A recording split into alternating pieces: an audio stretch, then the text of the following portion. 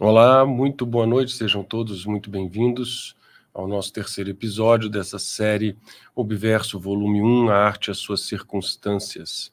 Como eu expliquei nos demais, para quem viu os outros fica um pouco repetitivo, mas é bom para quem está chegando agora. Esse é um programa que inclui 9 palestras, ou palestras online ou entrevistas, que nascem de um projeto chamado Obverso, volume 1, A Arte e Suas Circunstâncias, que gerou uma exposição de arte sobre literatura e pintura, e agora um ciclo de conferências e entrevistas e um livro de ensaios que é correlato com essas conferências. Inclusive, reforço o aviso de que cada um dos convidados que tem vindo aqui conversar comigo entregou para o programa um ensaio dentro do seu tema específico, e esses ensaios formam um livro chamado justamente Arte e Suas Circunstâncias, que será editado pelo programa e distribuído gratuitamente, e pelos canais do programa você pode solicitar o livro e receber sem custo algum, pelos canais do programa, e receber esse livro sem custo algum.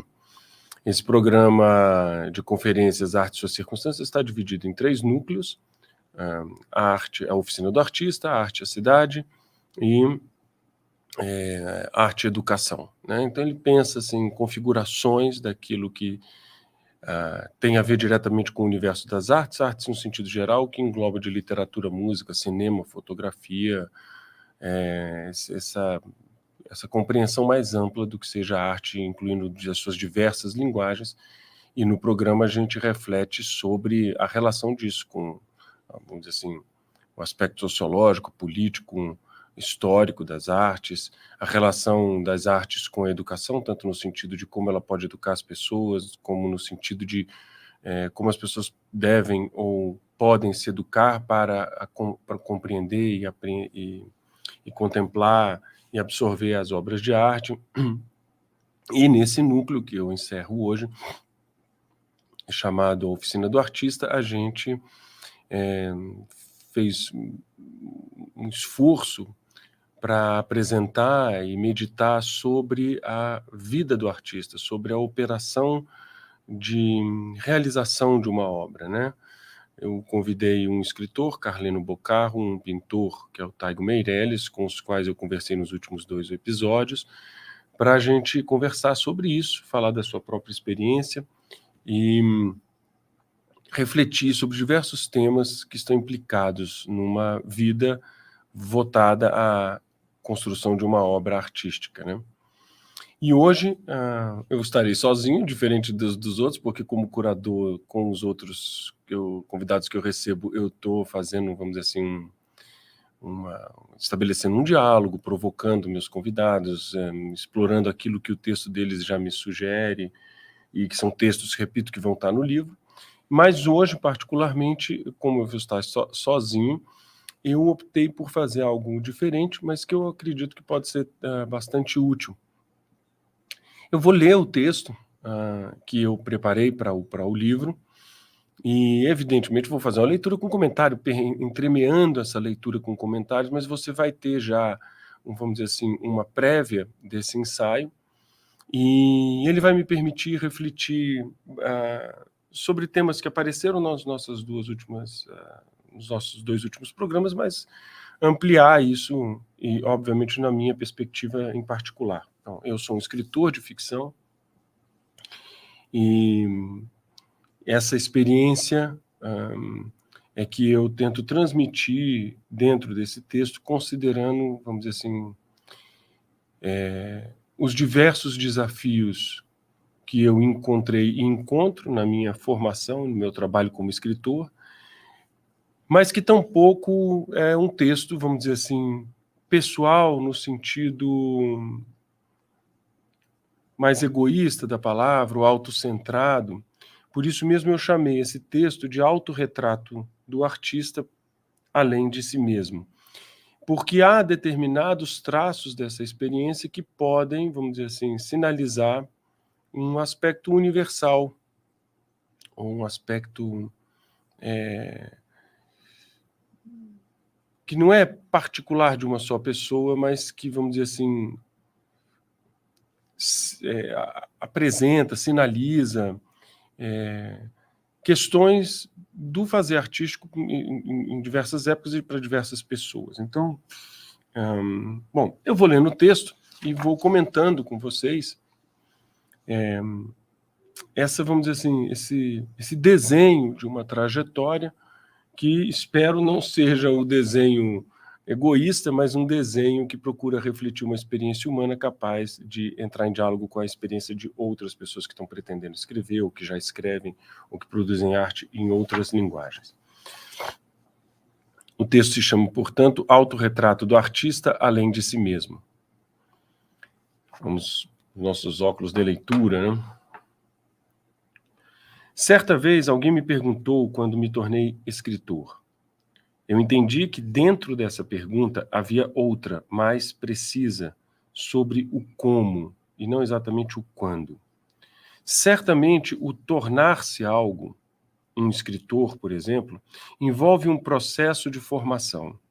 Leva tempo e implica ações, modos de ser, de fazer, de viver.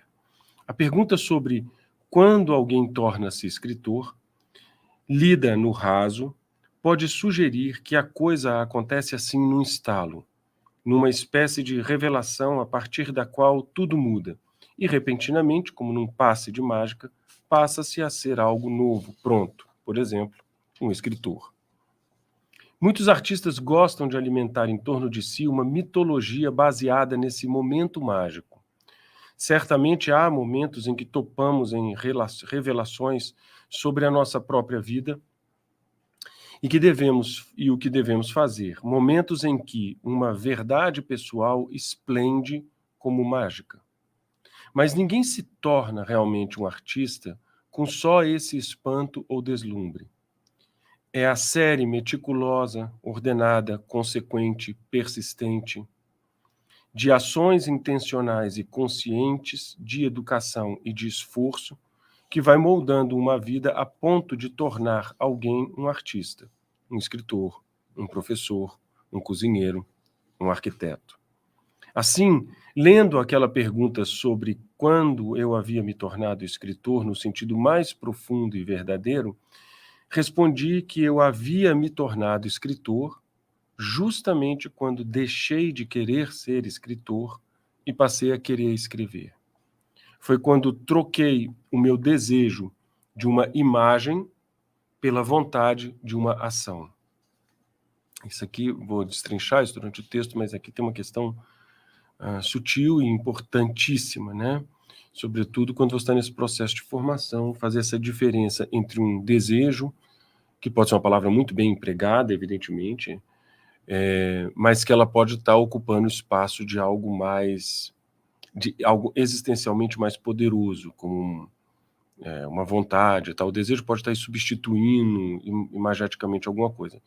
Bom, as palavras sempre têm uma flexibilidade de significado. Não estou dizendo que a palavra desejo signifique algo menor do que a vontade, não é isso que eu quero dizer, mas jogando uma contra a outra aqui, eu estou desenhando uma diferença entre algo mais superficial e algo mais profundo, né? Portanto, foi quando troquei o meu desejo de uma imagem pela vontade de uma ação.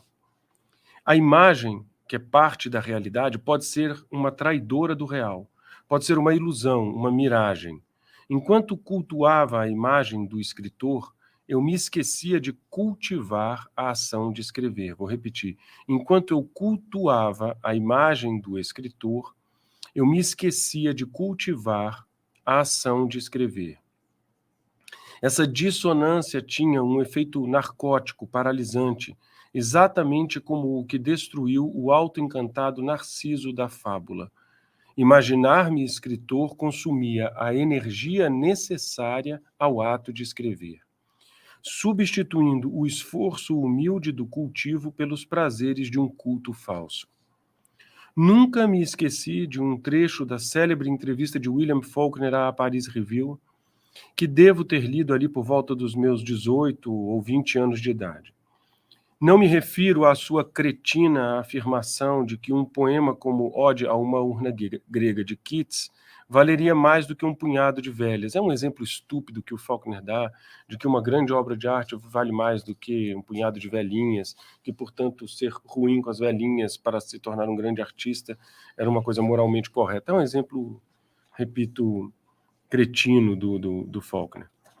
O trecho que me atingiu diretamente, desconcertando minhas expectativas por situações ideais para poder escrever, foi o seguinte: ao ser perguntado se um escritor precisava de liberdade econômica para escrever, porque a jornalista provoca ele dizendo: você precisa ter grana para poder começar a escrever, você precisa ter essa segurança econômica. O famoso arrumar a vida para depois fazer a vida que a sua vocação pede para que você realize, o que é uma coisa, por óbvio, desastrosa. Faulkner respondeu, aspas, não, um escritor não precisa de liberdade econômica. Tudo de que precisa é lápis e papel. Fecha aspas. A objetividade de Faulkner dava uma forma definitiva ao que eu já intuía na minha vida. Num único lance, todas as desculpas esfarrapadas da preguiça e do orgulho do artista que eu pretendia ser tomavam um nocaute. Mike Tyson, o campeão mundial de pesos pesados do boxe, disse, referindo-se à sua persistência, que, aspas, todo mundo tem sonhos até levar um soco na cara. Essa é uma frase muito boa porque todos temos, de algum modo, sonhos e todos nós, de muitos modos, levamos muitos socos na cara. O primeiro e o mais forte costuma ser a nossa mentira, o nosso orgulho com suas ignóbeis desculpas esfarrapadas para protelar o verdadeiro trabalho escravo de subordinação exigido pela nossa arte. A frase de Faulkner não produziu em mim uma virada mágica, como se tivesse me despertado e a partir de então eu tivesse me tornado escritor. Mas a sua leitura atingiu a minha consciência e deu forma a algo que eu já sabia e evitava, escondido nos trejeitos e sofrimentos de parecer escritor. Ontem, inclusive, conversamos muito sobre isso com o Taigo, né, de como uma geração inteira de jovens pretensos artistas fica apenas fazendo uma figuração de si mesmo ao invés de se dedicar humildemente à realização de uma obra, né? A verdade é que antes de usar a ferramenta, antes de começar a fazer, antes de estar envolvido e comprometido com a matéria-prima, antes de assumir os riscos de errar e de buscar a excelência, todas as especulações sobre ser artista, todas as projeções e os desejos, as preocupações, tudo isso é inútil, literalmente inútil. Há um valor adjetivo na palavra escritor, assim como em todas as palavras que designam profissões, que pode furtar o seu significado substantivo. Portanto, há um valor adjetivo na palavra escritor que pode roubar, furtar o valor substantivo dela. Esse furto retira o sentido da palavra e deixa ali só uma casca seca, sem polpa. Perde-se um modo de ser e fica apenas um modo de parecer, e assim perde-se a possibilidade de realização e fica a inconsolável expectativa sobre o que pensam de nós. Tornar-se algo é mudar a energia e a atenção, deslocando-as das qualidades projetadas numa aparência para as necessidades reais de uma substância. E o que é essa substância do ser escritor? Obviamente, é a ação de escrever. A substância do artista é o fazer. Qualquer ambição artística que não esteja subordinada à prática, ao ato de fazer, é mera fantasia ególatra. E a palavra subordinada aqui não é uma figura de linguagem. Quando eu digo a ambição do artista esteja subordinada à prática, isso não é uma figura, uma poética, mas uma descrição precisa do funcionamento da arte e da vida do artista.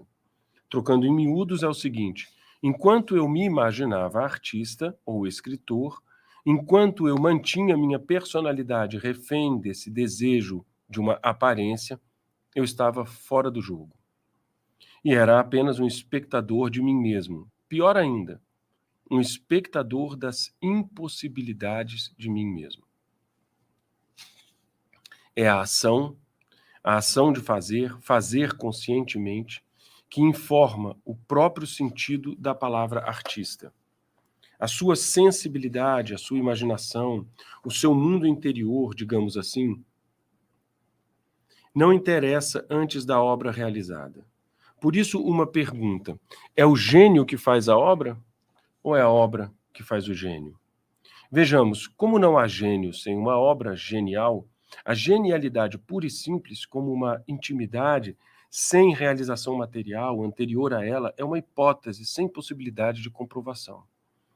Para que uma pessoa seja genial, ela deve se submeter à realidade de uma obra e, portanto, as necessidades intrínsecas dessa realização não são acidentes do gênio, mas têm que ver com a sua própria essência.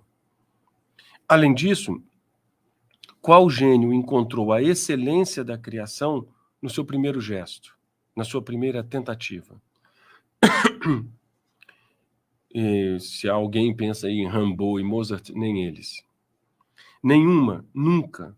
A obra genial é sempre precedida por tentativa e erro, fracassos e estudos, experiências e aprendizagem. A busca da obra vai aos poucos, fazendo o gênio, ainda que ele já estivesse lá, no fundo da personalidade, como potência. Quando digo que o fazer é que informa o sentido da palavra artista, quero dizer que é o fazer que lhe dá a substância da forma, ou seja, que leva para dentro, que comunica para dentro, que informa, ou seja, que leva para dentro da forma ao ser artista um sentido.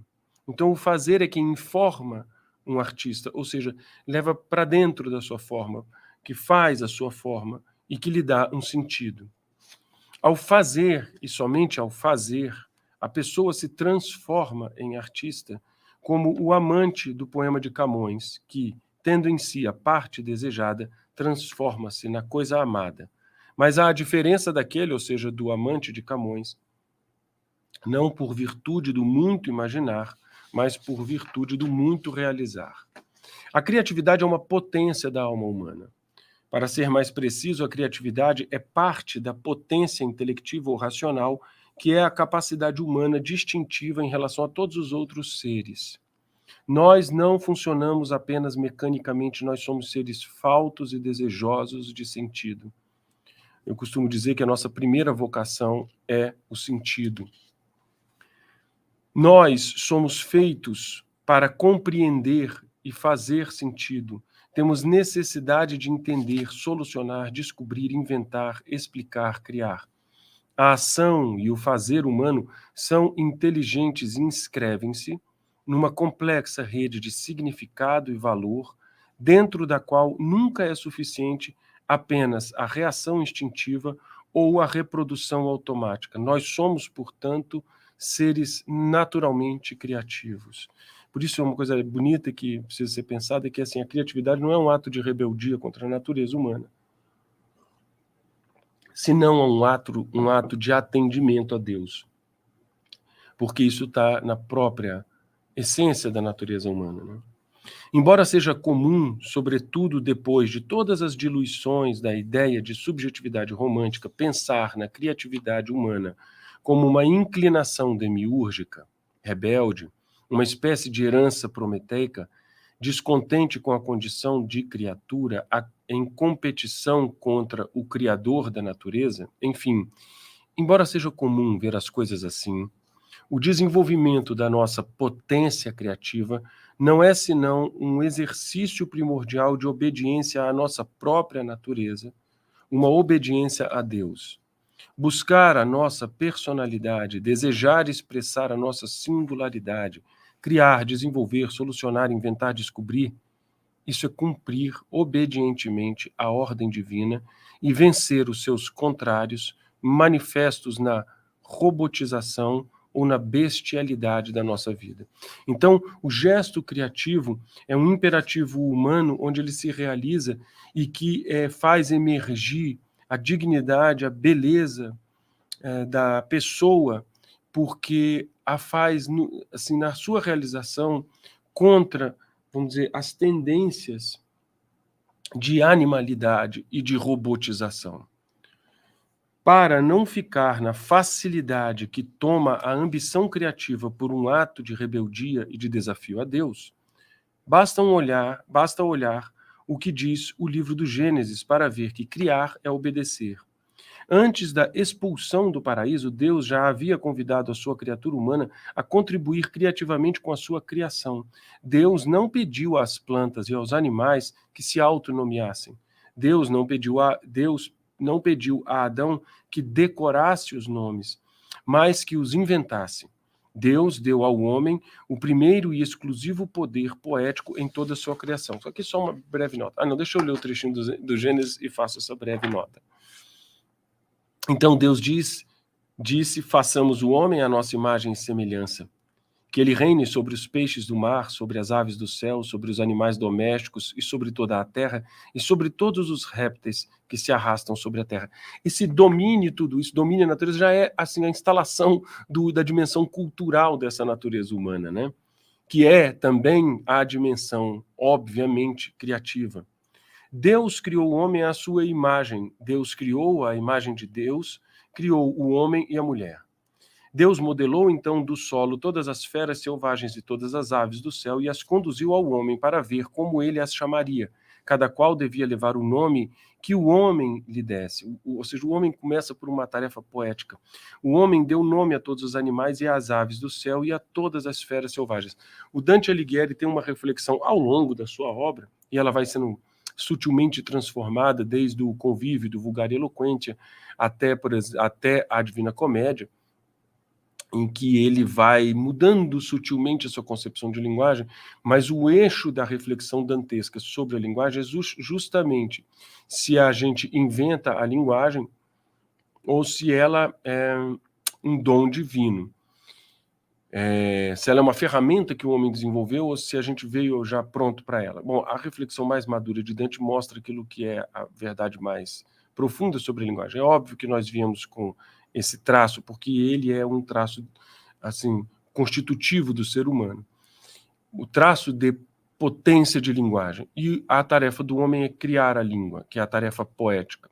Eu não vou entrar aqui exatamente na discussão dantesca sobre o conceito de linguagem e as implicações, vamos dizer assim, antropológicas, filosóficas disso, mas é apenas uma sugestão e ela é muito interessante que confirma essa ideia que eu estou sugerindo aqui. A ação humana é um terreno tradicionalmente dividido em dois campos, o da moral e o da arte, ou o do agir e o do fazer. O primeiro com finalidade de alcançar o bem do homem, o segundo, o bem da obra. Para usar outra terminologia, podemos dizer que a ação é existencial. Isso aqui não é uma linguagem escolástica que eu estou usando agora, tá? Eu estou adaptando numa linguagem particular. Podemos dizer que a ação é existencial e o fazer é técnico. Por meio das ações, construímos quem somos e, por meio do fazer, construímos as coisas externas objetivas que usamos. E já podemos ver, por óbvio, como um depende do outro. A parte interior, a do agir, aquela em que a razão transforma a vontade, reflete-se na exterior, aquela em que as habilidades transformam a matéria. Né? Então, vamos dizer assim, a minha razão orienta e molda a minha vontade para a minha ação no mundo, e a minha técnica transforma coisas materiais, como, por exemplo, transformou a mesa nessa madeira, o acetato nesse óculos, né, e tal, etc, etc, etc, nessa armação de óculos. Então, mas há uma relação com a outra, né? Eu não posso achar que a minha razão está moldando um agir, sendo que na parte da construção técnica das minhas coisas, objetivos, na parte que eu interfiro no mundo, eu estou fazendo o contrário disso. A parte interior, repetindo, a do agir, aquela em que a razão transforma a vontade, reflete-se na exterior, aquela em que as habilidades transformam a matéria. A ação é sempre inacabada, é sempre uma atualização da liberdade humana. Então, esse agir humano, que é, vamos dizer, uma obrigação, uma inevitável, é impossível não fazer a atuação da nossa liberdade humana. Ela é inacabada, porque nós estamos permanentemente nos fazendo, né? Nós estamos diariamente desenhando, decidindo quem somos. Já o fazer tende ao acabamento, à coisa realizada, terminada, que feita, deixa de pertencer ao sujeito que a fez. Então, eu fiz o óculos e ele não é mais meu, ele vai circular por aí, pode carregar o meu nome, já se eu for uma marca muito importante, um poema, e aí você vai lembrar e tal, mas o poema os objetos vão circulando e deixam de ser uma propriedade específica de quem fez. Sem dúvida, o fazer é um subconjunto do agir que lhe é anterior e mais substancial. Santo Tomás de Aquino diz que, aspas, o bem buscado pela arte não é o bem da vontade ou da faculdade apetitiva humana, o bem próprio do homem, mas o bem das obras feitas ou dos produtos da arte em si mesmos. É por isso que a arte não pressupõe a retidão do apetite na linha do bem humano. Claro, fazer uma mesa é procurar fazer a melhor mesa possível, assim como fazer uma arma, assim como construir uma bomba, assim como criar um plano político infernal, você pode fazer ele perfeitamente, ainda que ele sirva para o mal. Então, é um bem destinado ao melhor possível daquela técnica. É por isso que um sujeito imoral pode criar uma obra tecnicamente perfeita. Mas esse breve passeio pela terminologia de fundo escolástico quer nos mostrar uma verdade que conhecemos bem pela experiência, e que é a seguinte: a nossa vida é uma criação pessoal. Nós estamos escravizados à nossa liberdade, que nunca é a ausência de limites, mas a razão com que lidamos com eles. Estamos sempre decidindo quem somos, estamos nos fazendo, e, neste sentido, a nossa vida é a nossa primeira obra. Isso foi explicado em detalhe e à perfeição por Gustavo Corsão, num livro intitulado, aliás, como todos os livros do Corsão, indico muito sua leitura, As Fronteiras da Técnica. Esse livro é brilhante, assim como Desconcerto do Mundo, Lição de Abismo, enfim. Corsão é um grande escritor. Corsão, nesse livro, As Fronteiras da Técnica, deixa clara essa divisão complementar entre o mundo da moral, ou seja, o do agir, e o mundo da técnica ou o da arte, ou seja, o do fazer. O agir busca o bem do ser e o fazer o bem da coisa bem feita, de onde vem, claro, o risco da técnica, que se isola da relação de complementariedade com a moral. Então, o perigo não está na questão técnica, o perigo está quando a questão técnica é indiferente à questão moral. E eu não estou falando só de um perigo social histórico, mas estou falando também de um perigo pessoal, um perigo da construção da obra que é a sua própria vida. Quando aquilo que você faz não tem correspondência com o que você quer fazer de você mesmo, ou seja, com a pessoa que você está construindo. Quando a sua moral, e não vai dar tempo de explicar isso aqui, mas que não se confunda moral com moralismo, com regrinha, né? Moral como a orientação essencial do ser humano na atuação da sua liberdade, né? A técnica, como qualquer instrumento, é fria e pode produzir o bem ou o mal porque nem mesmo os conhece. Faz parte da natureza humana o desafio e o risco obrigatórios de ter que encontrar ou perder a sua humanidade na técnica. Busquem aí exemplos históricos disso, vou repetir a frase, o século XX está assim, repleto disso, tá? Sobretudo na técnica política e que, às vezes, muitas vezes, no século XX, se desdobrou em tecnologia da morte, do extermínio.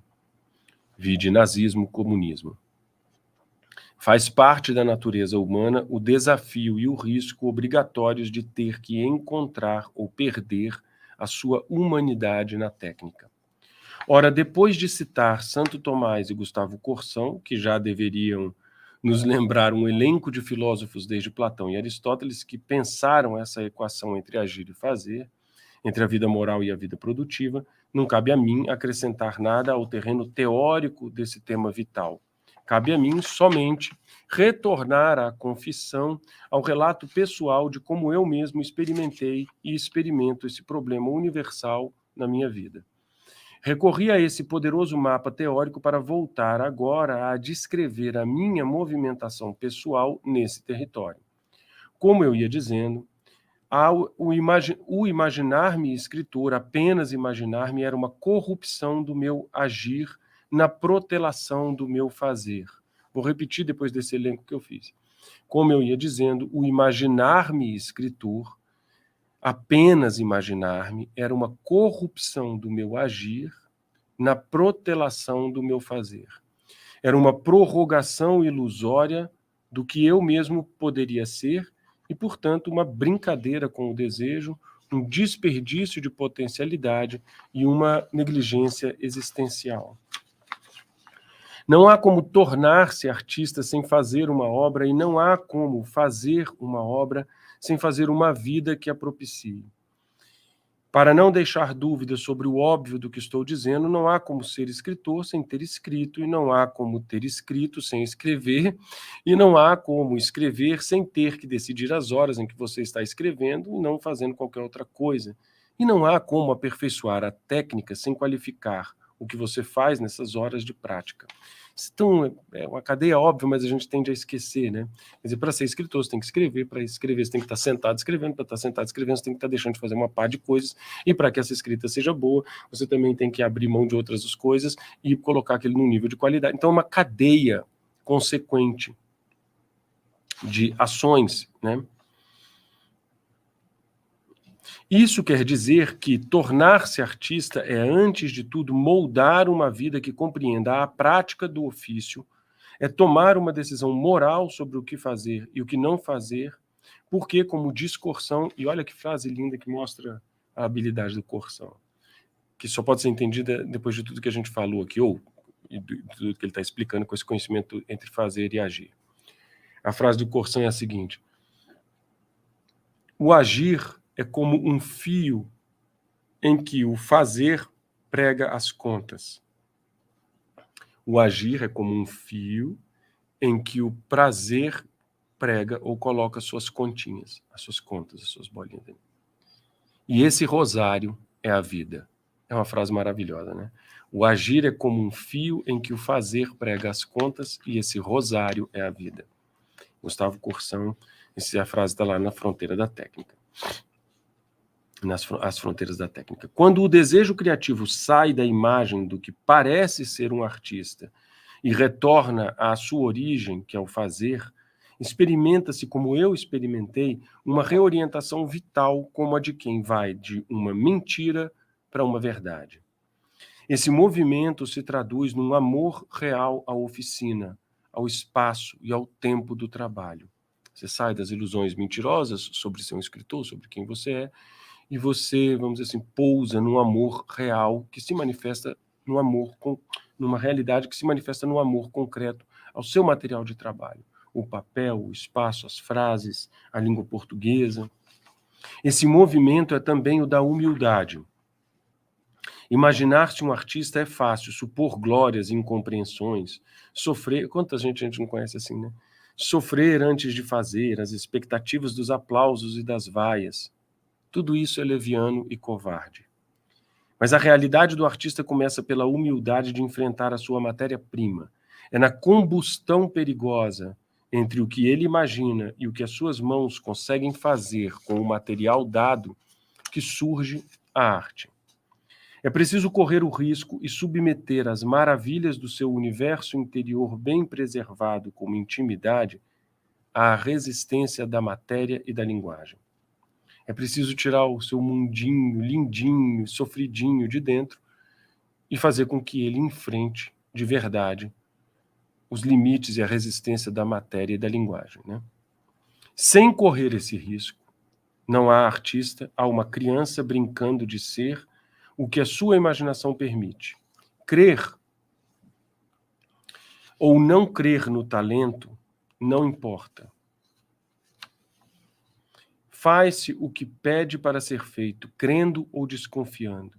Eis uma boa pergunta. É o seu talento que é capaz de fazer coisas ou a sua capacidade de fazer coisas é que vai, aos poucos, criando o seu talento. Como eu já disse, é o gênio que faz a obra ou é a obra que faz o gênio? Existindo previamente ou não, um talento é algo que se cultiva, não que se cultua. Sem o cultivo, o talento que existe morre, e o que poderia existir permanecerá como um fantasma feito de medo ou orgulho apenas. Se você trata o seu talento como um animal místico, um unicórnio intocável, idolatrado, ou se você trata com desprezo, como se ele fosse impalpável ou impossível, você está se oferecendo a ele como um sacrifício. Entregando como num sacrifício, você está se oferecendo a ele como num sacrifício, entregando a sua vida de bandeja para uma ideia ou para um medo dela. Vou repetir esse parágrafo aqui para ele ficar um pouco mais claro. Se você trata o seu talento como um animal místico, um unicórnio intocável, idolatrado, ou se você o trata com desprezo, como se ele fosse impalpável, impossível, pequeno, você está se oferecendo a ele como num sacrifício, entregando a sua vida de bandeja para uma ideia ou para um medo dela. O talento tem que ser alimentado, mas, sobretudo, tem que ser treinado, domesticado, cultivado, fustigado, forçado a trabalhar. Se ele existir, vai produzir. Se não existir, será inventado. Como disse o poeta Stanley Kunitz, abre aspas, "The poem in the head is always perfect. Resistance begins when you try to convert it into language." O poema dentro da cabeça é sempre perfeito, a resistência começa quando você tenta convertê-lo em linguagem. A imagem oferecida por Kunitz é boa, mas insuficiente. É um bom princípio criativo compreender que há resistência na passagem de uma ideia para a linguagem. Mas é preciso ir mais além, sobretudo desconfiando que essa passagem seja uma conversão pura de meios. É preciso insistir e compreender que essa perfeição íntima, esse poema dentro da cabeça, não é um poema, mas apenas imaginação ou vontade de um poema, se for isso. Um poema é exatamente essa conversão do imaginado pelo poeta em linguagem e da conversão do lido pelo leitor em sua própria imaginação. Um poema é uma forma objetiva na realidade da linguagem, não uma fantasia pessoal incomunicável. Como toda obra de arte, ele precisa ganhar forma e matéria para existir. Ele precisa ser comunicável. Aliás, esse até preciso transformar isso aqui, nem é que ele precisa, ele só é como forma e matéria. Ele só é quando comunicável. Um péssimo poema dito ou escrito é muito mais poema, é muito mais real, importante e verdadeiro do que um poema excelente meramente imaginado, que morre no silêncio incomunicável da cabeça de quem o imaginou. Ser artista não é cultivar um gênio silencioso, íntimo, um modo de ser para si mesmo. Ser artista é justamente habitar as resistências da forma, da matéria, as resistências da linguagem, nas tentativas de conversão do imaginado em obra. Um filósofo pode muito bem ser filósofo sem dizer nada a ninguém, sem explicar nada nunca a ninguém, porque ser filósofo é compreender. Ninguém é artista sem uma obra comunicável, sem tentar converter o que imaginou em linguagem. A oficina do artista, portanto, não é apenas um lugar de trabalho em sentido profissional. Não é um lugar de cumprir o dever, digamos, da ordem econômica, mas um lugar existencial. Nesse sentido, ela é um lugar e um tempo, e quando o artista aprende a estar dentro da sua oficina, ele a leva a toda parte em si mesmo, como um caramujo que leva nas costas a sua casa.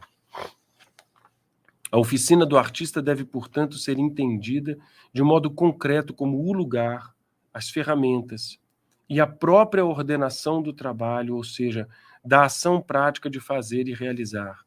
Eu diria até que a oficina começa pela habitação na atenção elevada, na atenção adequada, na atenção potente. Há muito o que dizer sobre essa dimensão material da oficina.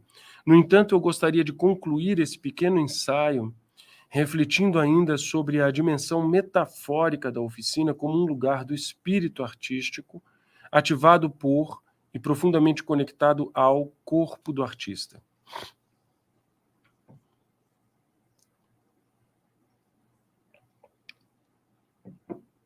A oficina sintetiza o trabalho do artista e a natureza mesma da arte, que traz em si a tensão entre o material e o espiritual, entre o objetivo e o subjetivo, entre a física e a metafísica, que se disputam e se complementam dentro de cada obra. O esforço do artista na sua oficina pode ser algo prazeroso, mas tem muito de ascesse na medida em que ele está buscando a excelência da obra contra todas as limitações e resistências impostas a ele pela matéria-prima, pela linguagem, pela tradição ou por sua condição humana. Criar é mover-se na tensão entre fazer o que se deseja e o que se pode. Mas isso não é experimentado apenas como uma luta contra as limitações. É também, e mais ainda, experimentado como um ato de amor. Bom, aqui eu estou explorando essa metáfora que se manifesta, né, no espaço físico e na atuação mesmo corporal do artista, na atuação física, material dele na vida. Mas isso não é experimentado apenas como uma luta contra as limitações, é também, e mais ainda, experimentado como um ato de amor. O artista quer fecundar de sentido e beleza a matéria-prima com a qual lida. Ele não está batendo-se contra a matéria, não está competindo com ela. O artista transforma a sua matéria-prima para fazê-la falar. Ele quer arrancar dela e de si mesmo uma possibilidade significativa, uma possibilidade humana. É isso que o artista faz quando trabalha o mármore, o barro, a língua portuguesa, a frase, o som. Ele está moldando e procurando ali uma nota, uma possibilidade humana, uma possibilidade significativa. É uma, talvez batida, mas uma boa metáfora pensar, ele está dando vida àquilo, né? Bom, e a gente teria um elenco aqui, né, de vamos dizer assim, alegorias para isso, como o próprio Pigmalião e tal. Quando o escultor golpeia a pedra, quando o pintor suja a tela, quando o escritor faz e desfaz frases, quando o músico quebra o silêncio, enfim, quando o artista interfere, ou seja, fere a matéria, ele não a está destruindo, mas sim buscando a sua perfectibilidade na transformação possível. Quanto mais intimidade um artista ganha com a sua arte, mais ele descobre essa crucial dependência da sua matéria-prima, dependência e amor. Desde quando passei a habitar a minha oficina, desde quando troquei as projeções do ser artista pela realidade do fazer arte, a luta com palavras de que fala Drummond revelou-se também um ato de amor.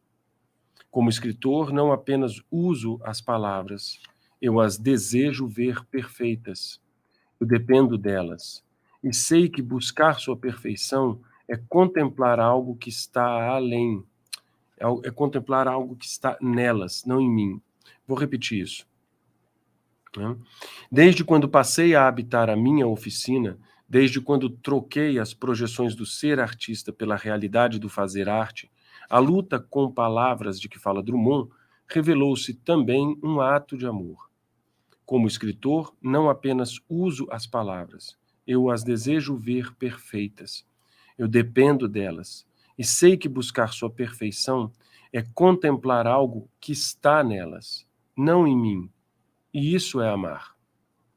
Tire do músico o som, tire do pintor as tintas, tire do escultor a pedra, tire do artista a sua matéria-prima e voltamos à mera especulação daquelas ideias que parecem perfeitas na imaginação, mas que são apenas fantasias sem corpo, sem realidade. Como diz Yeats no seu célebre poema Among School Children, "Oh, body swayed to music, oh brightening glance, how can we know the dancer from the dance?" Numa tradução É muito difícil traduzir isso, mas ó corpo balançado pela música, ó olhar brilhante. Como podemos distinguir o dançarino da dança? Separar o dançarino. Onde está o dançarino, onde está a dança? Como é que nós podemos separar um do outro? Essa dificuldade de distinguir ou separar dança e dançarino não ocorre por engano ou ilusão de ótica, mas é o modo mesmo de captar a arte da dança que está mesclada ao corpo e à vida do dançarino. Mesmo que o trabalho e o esforço do artista, como eu disse, pareça uma luta contra a matéria, contra a linguagem e contra os seus limites pessoais, a vitória dessa luta nunca é a destruição ou a derrota dos demais elementos. Ao contrário, a vitória do artista significa justamente a vitória da linguagem e da matéria-prima. É como aquele duelo do poema de Auden, em que todos ganham. Around me from morning to night, flowers duel incessantly. Color against color in combats which they all win. Flores duelando incessantemente, cor contra cor, em combates nos quais todos ganham. E o combate em que todos ganham é a dinâmica própria do encontro amoroso, quando um quer participar da perfeição do outro. Melhor ainda, quando um quer entregar-se para a perfeição do outro. Quando o artista põe as mãos sobre a matéria-prima, ele toca ao mesmo tempo uma coisa entre as coisas e uma potencialidade de expressão, ou seja, ele toca aquilo que está ali, mas em busca do que virá a ser. E virá a ser melhorado, porque ele tateia também o espírito da coisa. A arte é a técnica e o sentido da transformação do bruto em sofisticado, significativo, do menos para o mais significante, do comum para o particular, personalizado. É a transformação do neutro para o belo. O artista habitando... Esse belo, logicamente, precisa ser explicado, assim, precisa ser entendido no sentido de significante, né? Elevado, significante, potencial, profundo, não só como bonitinho. O artista, habitando a sua oficina, profundamente comprometido com essas transformações, não está apenas manipulando a matéria, ele a está desembrutecendo para si mesmo e para os seus semelhantes. Como um legítimo herdeiro de Adão, o artista não age mecanicamente. O seu fazer físico implica uma ação metafísica, e como num ato de amor, a sua relação com o outro corpo, a pedra, a madeira, a tinta, o som, as frases, a argila, o mármore, o ferro, enfim, não pode ser só de uso, não pode ser simplesmente animalesca entre prazer e dor. Eu comecei o texto falando em forma de depoimento que só me tornei escritor quando deixei de querer ser escritor e passei a querer escrever. Só quando me submeti a todas essas dificuldades de fazer é que passei a ser escritor. Mas isso ainda é pouco, porque fazer também pode cair rapidamente em automação ou desvirtuar-se em mera agitação. Como no ato de amor, é preciso fazer para além de si mesmo e buscar o outro para além do uso. No amor, fazer é contemplar. É preciso alcançar o equilíbrio dinâmico e essencial que há entre Marta e Maria. O artista, transformando a matéria em símbolo e beleza, tem que saber se ele mesmo transformado por ela. Não que ele também se transforme em algo mais significativo e belo pessoalmente. Não é isso. Até porque o fazer artístico não é garantia de aperfeiçoamento moral. Essa transformação pessoal é simples. Você faz arte e ela te faz artista. Este é o princípio, o objetivo da coisa. Se você fará boa arte para que ela te faça bom artista, eis uma outra questão, que depende do quanto ou como você pode amar o que faz.